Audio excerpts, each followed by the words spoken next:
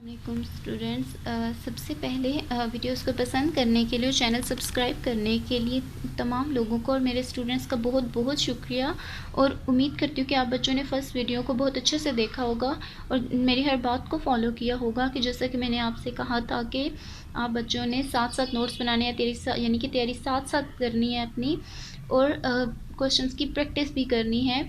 और कहीं पर भी आप बच्चों को कोई कन्फ्यूजन है, कोई चीज़ समझ नहीं आ रही आपको, तो आप मुझे कमेंट्स में उसके बारे में ज़रूर बताएं और मैं उस चीज़ को लेकर अलग से वीडियो बना दूं। तो चलिए बच्चे, आज की क्लास स्टार्ट करते हैं। तो बिस्मिल्लाहिर्रहमानिर्रहीम के साथ शुरू करते हैं। आज जिस चीज़ को आज हम वीडियो में डिस्कस करेंगे उनमें सबसे पहले बात होगी जी कुछ इंपॉर्टेंट सेट्स की और उनके नोटेशन की, उनकी रिप्रेजेंटेशन की, किस तरह से डिनोट करेंगे उन सेट्स को। तो ये देखा जाए तो ये जो सेट्स हैं ये बेसिक इस यूनिट की बेसिक्स हैं, ठीक है। और इन सेट्स का बच्चों को लिए जानना बहुत ज़रूरी है, बिकॉज़ ये इस सेट के अंदर बहुत इंपॉर्टेंट रोल प्ले करते हैं ये सेट्स, और इनका यूज़ भी होगा इस यूनिट के अंदर बहुत ज़्यादा, ठीक है। तो इसी वजह से मैं इनको एक्सप्लेन कर रही हूँ आज की वीडियो में, बिकॉज़ अब जब क्वेश्चंस आएंगे तो आप बच्चों को कोई मुश्किल नहीं होगी उन क्वेश्चंस को करने में, ठीक है। इन सेट्स से रिलेटेड जब क्वेश्चंस आएंगे तो अच्छा, आज की और प्रीवियस वीडियो 6-7 की एक जैसी इस वजह से है बिकॉज टॉपिक सेम था, तो मैंने उस टॉपिक को लेकर एक ही वीडियो बना दी थी। तो इंशाल्लाह ताला जो नेक्स्ट वीडियोस होंगी वो एक्सरसाइजेस के हिसाब से होंगी। तो चलें बात कर लेते हैं आज इंपॉर्टेंट सेट्स की। तो इन सेट्स के अंदर जो सबसे पहला सेट हम जिस चीज़ को मैं आप लोग को एक्सप्लेन करूँगी, सबसे पहला सेट है नेचुरल नंबर्स का सेट। अच्छा, अब नेचुरल नंबर्स बेसिकली होते क्या है? नेचुरल नंबर्स को काउंटिंग नंबर्स भी कहा जाता है, ठीक है, नेचुरल या काउंटिंग नंबर्स। तो बात कर लेते हैं नेचुरल नंबर्स की। तो नेचुरल नंबर्स बेसिकली होते हैं जी the numbers that we use for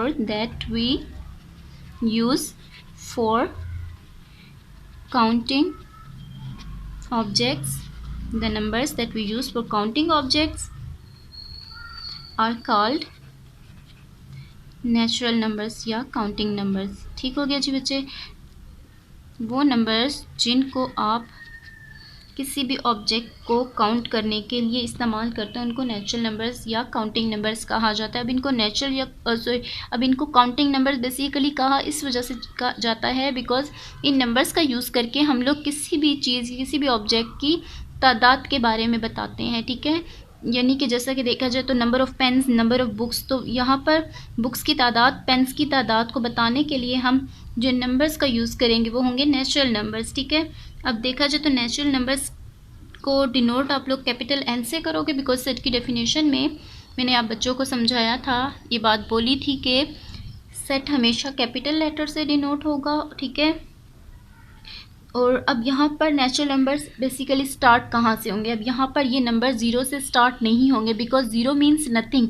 आप एटलीस्ट किसी भी चीज़ को, जब एक चीज़ मौजूद ही नहीं है, ठीक है, तो उसको आप लोग किस तरह से काउंट कर सकते हैं? तो वन, एटलीस्ट किसी भी चीज़ को गिनने के लिए उसका तादाद में, यानी कि एटलीस्ट वो चीज़ तादाद में एक तो ज़रूर होना। जैसे कि यहाँ हम बात कर लेते हैं कि एटलीस्ट यहाँ पर चेक करें एक पेन है, ठीक है, तो यहाँ पर एक चीज़ मौजूद है कि एक ऑब्जेक्ट मौजूद है, ठीक है, तो इसको आप लोग काउंट कर सकते हो कि ये पेन की तादाद कितनी है, एक है।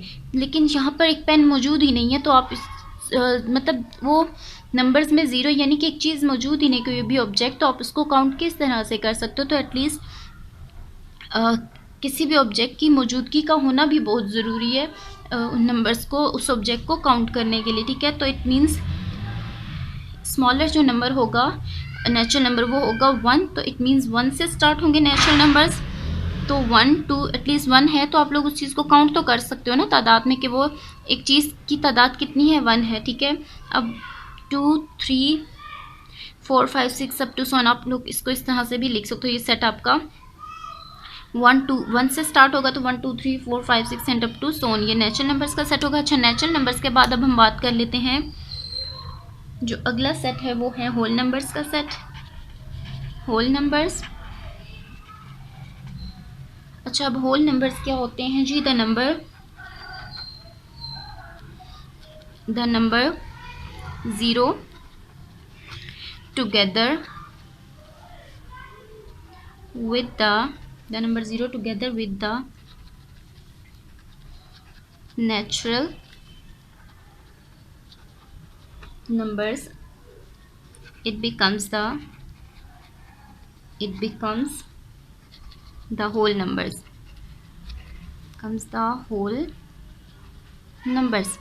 अच्छा, अब यहाँ पर स्टेटमेंट को अगर आप लोग चेक करें, देखा जाए तो नेचुरल नंबर्स और होल नंबर्स दोनों एक दूसरे के साथ इस तरह से रिलेट करते हैं कि अगर आप लोग, यानी कि नेचुरल से आप लोग होल नंबर्स का सेट बना सकते हो, ठीक है। इस तरह से हम बनाएंगे, जैसे कि यहाँ पर आप चेक करें, अगर द नंबर 0 को आप लोग इकट्ठा लिख दो, किन के साथ, इन नंबर्स के साथ यहाँ पर इकट्ठा लिख दो, एडिशन कर दो 0 की यहाँ पर, तो ये नेचुरल नंबर्स के साथ द नेचुरल नंबर्स, तो ये it becomes the whole number, तो ये सेट कन्वर्ट हो जाता है नेचुरल से होल नंबर्स के सेट में। तो उसको मैं यहाँ पर लिख रही हूँ, आप लोग चेक करें, W फॉर होल, ठीक है, कैपिटल W से डिनोट करोगे आप इस सेट को, होल नंबर्स के सेट को।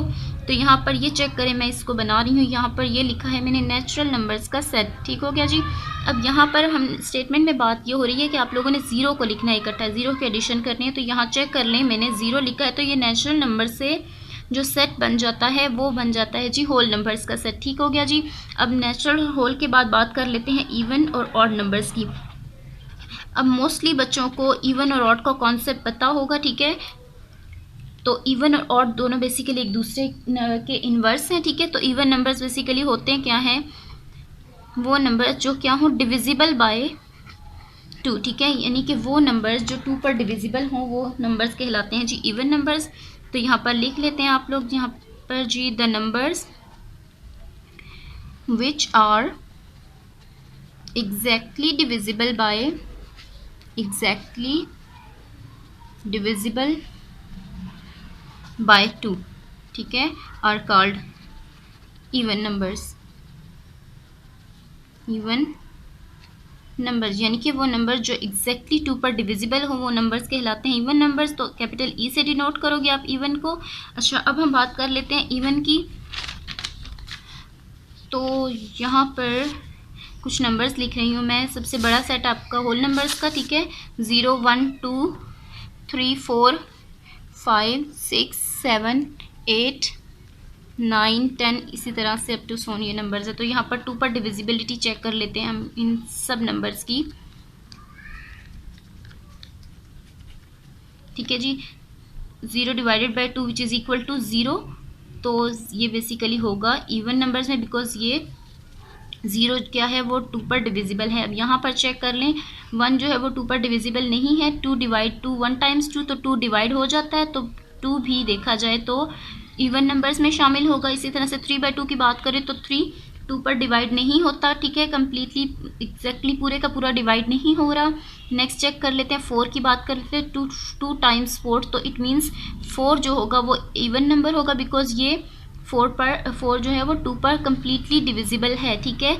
इसी तरह से ये बात, ये देखें 2 टाइम्स 4। अच्छा, 5/2 की बात करें तो 5 2 पर कम्प्लीटली डिविजिबल नहीं है, तो ये इवन नंबर्स में शामिल नहीं करोगे आप लोग इस 5 को। 6 की बात कर लेते तो 3 टाइम्स 6, तो देखा जाए तो 6 भी 2 पर डिवाइड हो गया है पूरे का पूरा, ठीक है। 6 के बाद बात कर लेते हैं 7/2 which is not divisible by 2, तो यहाँ पर 2 4 टाइम्स 8, तो 8 भी डिवाइड हो गया, तो 8 भी इवन में शामिल करोगे, इंक्लूड कर दोगे आप इवन नंबर्स के सेट में। अच्छा, इसके बाद बात कर लेते हैं 9 की। 9 डिवाइडेड बाय 2, तो यहाँ पर चेक कर लें तो 9 डिवाइड नहीं हो रहा 2 पर। तो नेक्स्ट की बात कर लेते हैं, नेक्स्ट नंबर की 10 की। 2 5 टाइम्स 10, तो इवन नंबर होगा 10, बिकॉज 10 2 पर डिवाइड हो रहा है, ठीक हो गया जी। अच्छा, इसी तरह से यही सीक्वेंस जाएगा। अच्छा, ये आप लोग चेक करें, ये मैंने 1 को 3 को 5 को 7 9 इनको यहाँ क्यों नहीं लिखा, ये जो डिविजिबल नहीं हुए 2 पर, उनको हम लोग कहाँ पर इंक्लूड करेंगे, मैं आप बच्चों को अभी बताती हूँ, ठीक है। तो सबसे पहले अब आप लोग इवन नंबर्स का सेट लिख लो। तो इवन नंबर्स में हम शामिल करेंगे 0 2 4 6 8 10, 0 2 4 6 8 10 एंड अप टू सोन, यही सीक्वेंस रखोगे आप लोग। चेक कर लो, यहाँ पर देखा जाए तो फर्स्ट नंबर 0 है जो कि 2 पर डिविजिबल है, ठीक है, 0 से स्टार्ट हो रहा है इवन नंबर। अच्छा, यहाँ पर पॉजिटिव नेगेटिव दोनों नंबर्स आप लोग शामिल करोगे,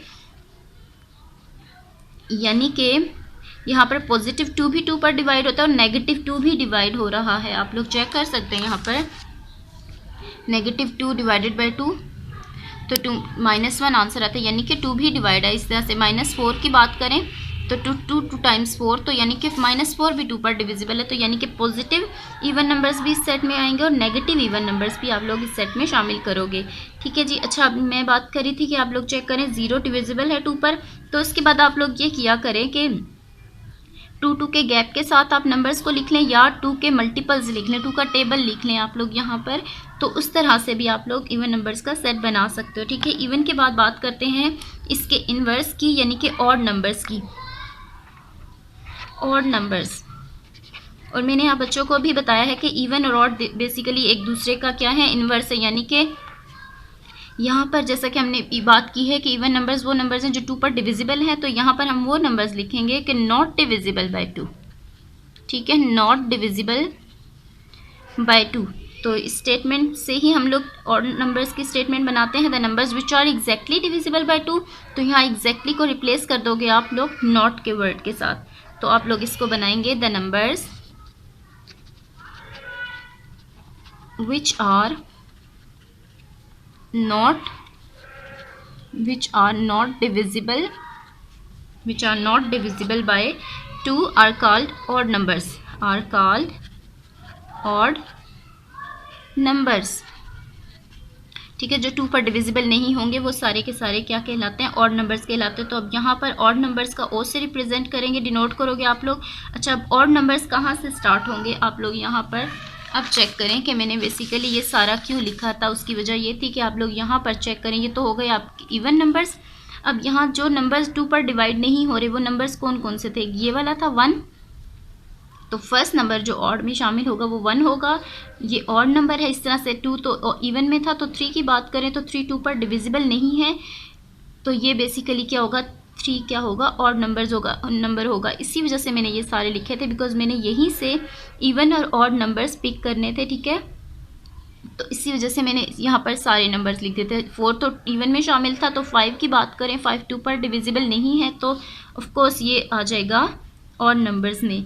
5 के बाद 6 इवन था। 7 की बात करें तो 7 नहीं है डिविजिबल, तो 7 को आप इंक्लूड करोगे ऑड नंबर्स में। 7 के बाद 8 की बात करें तो 2 पर डिविजिबल था, 2 4 टाइम्स 8 था।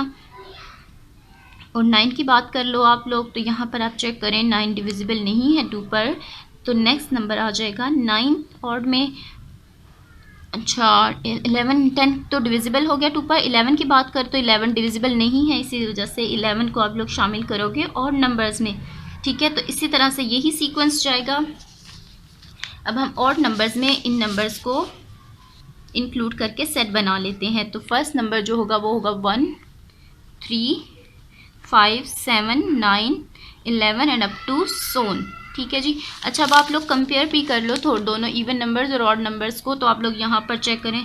सॉरी, मैंने यहाँ पर पॉजिटिव नेगेटिव के साइन यहाँ पर नहीं लगाए, यानी ऑड पॉजिटिव ऑड नंबर्स भी होते हैं और नेगेटिव ऑड नंबर्स भी होंगे। ठीक है, तो यहाँ पर आप चेक कर लें, 0 यहाँ पर लिखा हुआ है, नेक्स्ट नंबर होता है 1, तो 1 यहाँ पर है, शामिल किया आप लोगों ने। 1 के बाद बात कर लेते हैं 2 इवन में है, तो इसी तरह से 3 ऑड में हो गए, यानी कि वो नंबर जो इवन होंगे उसके बाद जो रिमेनिंग नंबर्स रह जाएंगे वो सारे के सारे आप लोग ऑड में शामिल करोगे। ठीक है, 3 के बाद 4 इवन में है, तो इसी तरह से 5 ऑड में है, 6 इवन नंबर्स में शामिल हुआ है, 7 ऑड में, इसी तरह से 8 इवन में, 9 ऑड में, 10 इवन नंबर्स में, और 11 जो है वो इंक्लूड हुआ है ऑड नंबर्स के सेट्स के अंदर। ठीक हो गया जी। अच्छा, अब हम बात करते हैं जी प्राइम नंबर्स की। ऑड नंबर्स के बाद अगला जो सेट है वो है प्राइम नंबर्स का सेट। तो जिस तरह से इवन और एक दूसरे का इन्वर्स है, इसी तरह से प्राइम और कंपोजिट नंबर्स भी एक दूसरे का इन्वर्स हैं। ठीक है, तो प्राइम नंबर्स वो नंबर्स होते हैं जी जिनके क्या होते हैं, 2 फैक्टर्स होते हैं। ठीक है, जिनके बेसिकली कितने फैक्टर्स होते हैं, 2 फैक्टर्स। अब उन दोनों फैक्टर्स की भी एक कंडीशन है आगे से कि वो 2 फैक्टर्स बेसिकली होने कौन से चाहिए, कि एक तो उस पर 1 का टेबल जाए और दूसरा उसका खुद का अपना फैक्टर हो उसका टेबल। ठीक है, तो यहाँ पर 2 फैक्टर्स की ये कंडीशन है। ठीक है जी। अब प्राइम नंबर्स क्या होते हैं जी, द नंबर्स, अब आप इसको प्रॉपर स्टेटमेंट में लिखोगे, the numbers having exactly 2 factors, exactly 2 factors. अब वो 2 फैक्टर्स कौन से हैं, 1 एंड इटसेल्फ, ठीक है। 1 और उसका अपना जो होगा टेबल वो होंगे उसके फैक्टर्स, वो दो are called prime numbers, are called prime numbers, यानी वो नंबर्स जिनके दो फैक्टर्स हों, और वो दो फैक्टर्स कौन से हों, एक तो 1 का टेबल और दूसरा उसका खुद का अपना टेबल, ठीक है। तो वो बेसिकली होते हैं प्राइम नंबर्स। तो अब हम यहाँ पर बात कर लेते हैं फर्स्ट 0 की एंड 1 की। तो यहाँ पर आप लोग चेक कर लो, 0 1 टाइम्स 0, तो यहाँ पर 0 का तो फैक्टर 1 बन रहा है, एक फैक्टर है इसका, इस वजह से ये प्राइम में शामिल नहीं होगा। बिकॉज हमने बात की है प्राइम नंबर्स में वो शामिल करोगे, आप नंबर्स को इंक्लूड करोगे कि जिनके दो फैक्टर्स हो, तो 0 इसी वजह से शामिल नहीं होगा। 1 की बात करें तो 1 1 टाइम्स 1 देखा जाए तो इसका भी एक ही फैक्टर है, तो 1 भी इस वजह से शामिल नहीं होगा प्राइम नंबर्स में। 1 के बाद नेक्स्ट नंबर की बात कर लेते हैं 2 की। तो सबसे पहले आप लोग एक काम करेंगे, 2 के फैक्टर्स बनाएंगे। अगर तो ये प्राइम नंबर है तो इसके फैक्टर्स कौन कौन से चाहिए, एक तो 1 का टेबल हो और दूसरा उसका खुद का अपना टेबल, ये यानी कि 1 और 2 ये दो फैक्टर्स होने चाहिए, दो से ज़्यादा फैक्टर्स नहीं होने चाहिए, ठीक है। दो से ज़्यादा फैक्टर्स को लेकर हम कौन सा सेट बनाएंगे उसके बारे में प्राइम के बाद आप बच्चों को बताती हूँ। तो सबसे पहले 2 के फैक्टर्स की बात कर लेते हैं। तो 1 2 टाइम्स 2 एंड 2 1 टाइम्स 2। तो सबसे पहला फैक्टर है 1 एंड दूसरा है 2। तो ये तो सेटिस्फाई कर रहा है प्राइम नंबर्स की कंडीशन को कि दो फैक्टर्स यानी कि 1 का और उसका खुद का अपना टेबल हो। तो ये सबसे पहला प्राइम नंबर जो होगा वो होगा 2, यानी कि प्राइम नंबर्स को आप स्टार्ट करोगे 2 से, ठीक है। तो P for prime capital P से डिनोट करोगे, तो फर्स्ट प्राइम नंबर है 2। अच्छा, 2 के बाद बात कर लेते हैं नेक्स्ट नंबर की जो कि है 3। तो 3 के फैक्टर्स बना लेते हैं, 1 3 टाइम्स 3 एंड 3 1 टाइम्स 3। तो इसके फैक्टर्स हैं 1 एंड 3। तो दो फैक्टर्स हैं इसके, 2 फैक्टर्स हैं। तो ये दो फैक्टर्स भी वही वाले हैं कि एक तो 1 का टेबल है और उसका खुद का अपना टेबल है। तो सेकंड प्राइम नंबर होगा जी 3। नेक्स्ट नंबर आप इंक्लूड करोगे 3। 3 के बाद बात कर लेते हैं नेक्स्ट नंबर की। अगला नंबर है 4। 4 के फैक्टर्स बना लेते हैं। सबसे पहले 1 4 टाइम्स 4, 2 2 टाइम्स 4 एंड 4 1 टाइम्स 4। तो इसके फैक्टर यहाँ से डाउनवर्ड आप लोग किस तरह से लिखोगे, 1, अब 2 2 टाइम्स है तो एक ही दफ़ा आप इसको लिखोगे, यानी कि 2 का टेबल ही इस पर डिविजिबल है 4 पर।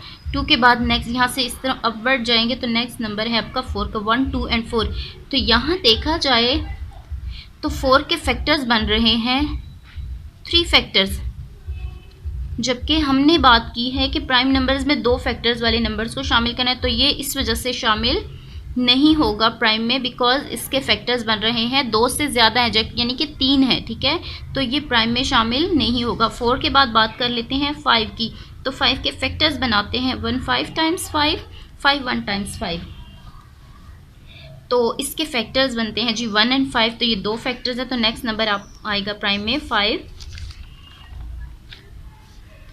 आप शामिल करोगे यहाँ पर। 5 के बाद नेक्स्ट नंबर है 6। 6 के फैक्टर्स चेक कर लेते हैं। अच्छा, मैं ये जो 4 और जिनके फैक्टर 2 से ज़्यादा बन रहे हैं इन नंबर्स को मैं इंक्लूड करूँगी अभी, इसी वजह से मैं सारे प्रॉपरली डिटेल में आप लोग को समझा रही हूँ, ठीक है। किसके ज़्यादा, किस तरह से ज़्यादा फैक्टर्स बन रहे हैं 2 से ज़्यादा। 1 6 times 6, 2 3 times 6 and 3 2 times 6 and 6 1 times 6। तो फैक्टर्स चेक कर लेते हैं, 1 2 इस तरह से अपवर्ड में जाएँ तो 3 6 फैक्टर्स बन रहे हैं यहाँ पर 6 के 4 फैक्टर्स बन रहे हैं। तो इस वजह से ये प्राइम नहीं नंबर नहीं होगा। 6 के बाद बात कर लेते हैं 7 की। 1 7 टाइम्स 7 एंड 7 1 टाइम्स 7। तो 7 प्राइम में जो नेक्स्ट नंबर है 5 के बाद वो होगा 7। 7 के बाद जो नेक्स्ट नंबर है वो है 8। 8 के factors 1 8 times 8, 2 4 times 8।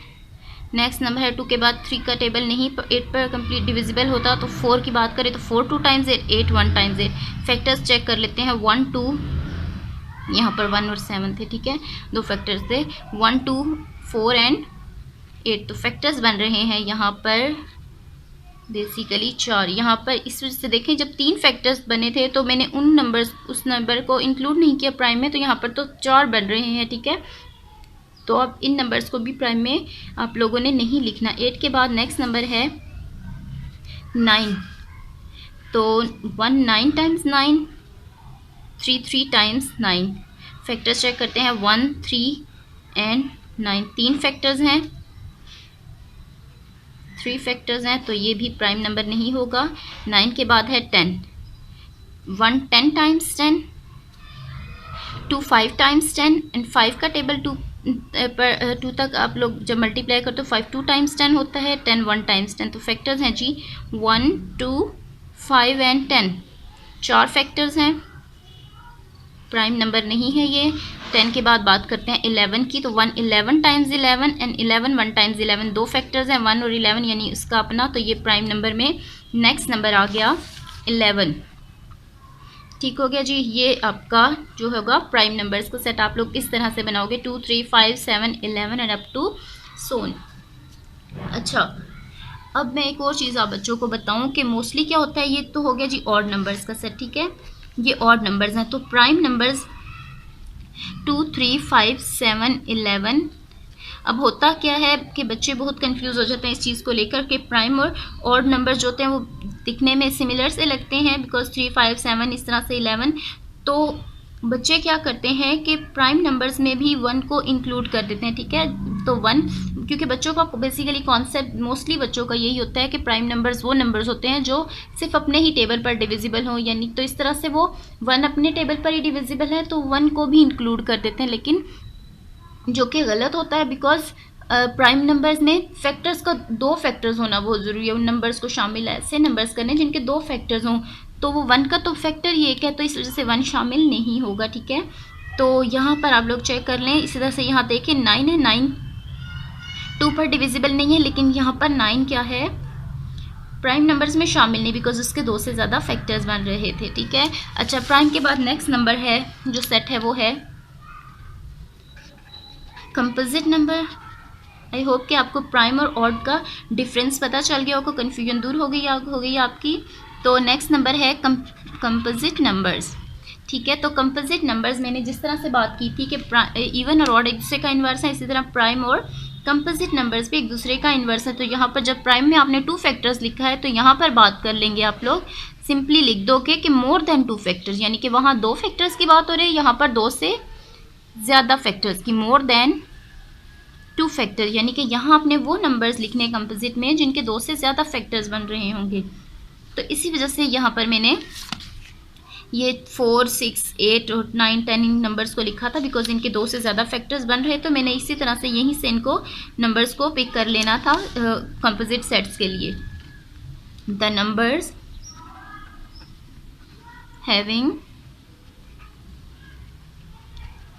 more than 2 factors, more than 2 factors are called composite numbers, are called composite numbers। तो सी से आप इसको डिनोट करोगे कंपोजिट को, ठीक है, सी फॉर कंपोजिट। तो आप लोग यहाँ से अब हम लोग पिक करने लगे हैं कंपोजिट का फर्स्ट नंबर। तो 1 तो एक फैक्टर की वजह से ना तो प्राइम रहा ना ही कंपोजिट नंबर है, तो 2 और 3 तो प्राइम में शामिल थे। तो 4 की बात करें, फर्स्ट नंबर है 4 एंड नेक्स्ट 5 प्राइम में था, तो 6 के फैक्टर्स थे 4, तो ये 2 से ज़्यादा है, तो इसी वजह से हम लोग 6 नंबर को लिखेंगे प्राइम कंपोजिट में। 7 प्राइम था, 8 के फैक्टर्स बन रहे थे 4, जो कि 2 से ज़्यादा है फैक्टर्स, ठीक है। 4 यहाँ पर देखें 4 के 3 फैक्टर्स बन रहे थे, तो वो भी तो 2 से ज़्यादा ही है ना, ठीक है। तो इसी वजह से 4 भी शामिल हुआ। अब नेक्स्ट नंबर आएगा 8, 9 के 3 फैक्टर्स हैं, 10 के 4 फैक्टर्स हैं। ये सारे के सारे वो नंबर्स में लिखने लगी हूँ जिनके 2 से ज़्यादा फैक्टर्स बन रहे थे, ठीक है। तो नेक्स्ट नंबर है 8 9 एंड 10, 8 9 10 एंड अप टू सोन। इसी तरह से यही सीक्वेंस करके आप लोगों ने नेक्स्ट आगे के नंबर्स को भी आप लोग लिख सकते हो, ठीक है। तो प्राइम कंपोजिट के बाद लास्ट जो सेट है वो है इंटीजर्स का सेट। इंटीजर्स या डायरेक्टेड नंबर्स भी आप इनको बोल सकते हो, ठीक है, इंटीजर्स या डायरेक्टेड नंबर्स। तो वो नंबर्स द होल नंबर्स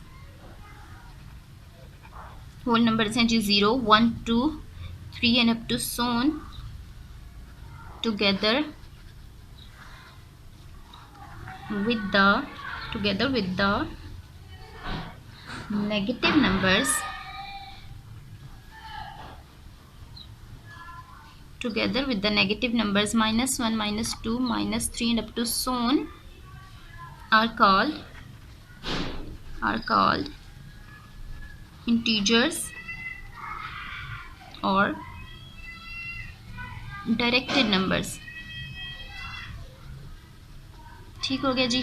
अच्छा, इट मीन्स के होल नंबर्स, यानी कि होल नंबर्स ये हैं आपके, यहाँ पर आप चेक करें, ये होल नंबर्स हैं 0, 1, 2, 3। ठीक है, अब ये रिलेट इंटीजर्स होल नंबर्स के साथ ही करते हैं। होल नंबर्स ये वाले हैं आपके होल नंबर्स हैं। ठीक है जी, और होल नंबर्स में आप लोग चेक करें, पॉजिटिव नंबर्स है +1, +2 एंड +3। इसी तरह से पॉजिटिव नंबर्स का ये सीक्वेंस है। ठीक है, उसको आप लोग इन पॉजिटिव नंबर्स के साथ क्या कर दो, टुगेदर इकट्ठा लिख दो कि नंबर्स को विद द नेगेटिव नंबर्स, यानी ये नेगेटिव नंबर्स भी आप लोग शामिल कर दो, तो ये होल नंबर से सेट बन जाता है इंटीजर्स में।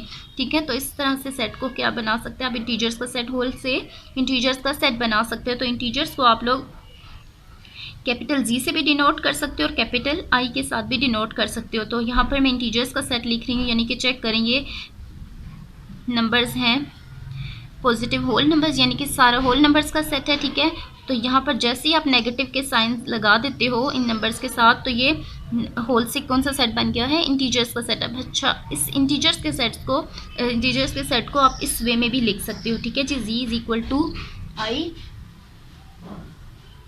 और यहाँ पर 0 आप मिड में लिख दोगे, दरमियान में इसके, और पॉजिटिव नंबर राइट साइड पे आप लोगों ने लिखने हैं एंड अप टू सोन। ठीक है जी, और नेगेटिव नंबर्स लेफ्ट साइड पे लिख के आप इस सेट को इस वे में भी लिख सकते हो। अच्छा, अब बात हो रही है कि नंबर्स को डायरेक्टेड नंबर्स किस वजह से कहा जाता है, बिकॉज आप लोग चेक कर लो यहाँ पर ये नंबर्स एक डायरेक्शन को भी शो करें, इस वजह से इनको डायरेक्टेड नंबर्स कहा जाता है। जैसा कि चेक करें, पॉजिटिव नंबर राइट साइड की डायरेक्शन को शो कर, राइट साइड पे यहाँ पर लिखे गए, और नेगेटिव नंबर्स लेफ्ट साइड की डायरेक्शन को शो करें। ठीक है, तो नेगेटिव नंबर्स लेफ्ट साइड पर लिखे हुए, तो इसी वजह से इन नंबर्स को डायरेक्टेड नंबर्स भी कहा जाता है।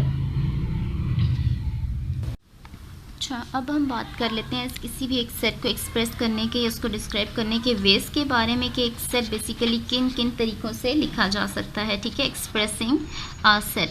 ठीक है जी, तो सबसे पहली फॉर्म में जब इस सेट को लिखने की 3 तरीके, 3 फॉर्म्स में सेट लिखा जाता है, जिनमें सबसे पहली फॉर्म है डिस्क्रिप्टिव फॉर्म। ठीक है जी, तो डिस्क्रिप्टिव फॉर्म फॉर्म बेसिकली होती क्या है कि if a set is described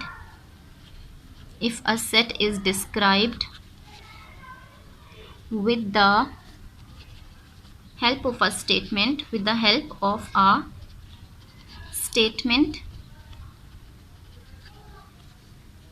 it is called a descriptive form. It is called a descriptive form।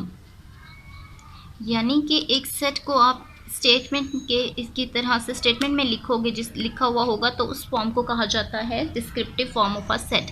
यानी कि डिस्क्रिप्टिव वर्ड से जाहिर है कि आप लोग डिस्क्राइब कर रहे हो, एक स्टेटमेंट में, एक जुमले में उस सेट को बता रहे हो, एक्सप्लेन कर रहे हो, तो उस फॉर्म में जब एक सेट लिखा जाएगा तो उस फॉर्म को डिस्क्रिप्टिव फॉर्म कहा जाता है। तो इसकी एग्जाम्पल आप लोग चेक कर लें।